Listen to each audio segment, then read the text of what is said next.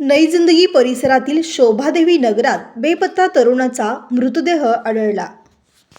याबाबत अधिक माहिती अशी की नई जिंदगी परिसरातील शोभादेवी नगर येथे 25 सप्टेंबर 2025 रोजी सायंकाळच्या वेळेस एका तरुणाचा मृतदेह आढळून आल्याने परिसरात एकच खळबळ उडाली होती। मोहसिन मुनाफ शेख वय वर्ष 38 राहता लक्ष्मीनगर बिलाल मशीद जवळ असे मृत व्यक्तीचे नाव असून तो गेल्या 3 दिवसापासून बेपत्ता होता। पोलिसांनी दिलेल्या माहितीनुसार मोहसिन शेख हा 22 सप्टेंबर पासून घरातून निघून गेला होता। दिनांक 23 सप्टेंबर रोजी त्याच्या घरातील व्यक्तींशी शेवटचे फोनवर बोलणे झाले। त्यानंतर त्यांचा फोन स्विच ऑफ झाला आणि तो बेपत्ता झाला। नातेवाईकांनी त्यांचा शोध घेण्याचा प्रयत्न केला, पण आज सायंकाळी शोभादेवी नगर येथील एका मंदिरासमोर मोहसिन शेख यांचा मृतदेह आढळून आला। नागरिकांनी याची माहिती पोलिसांना दिली।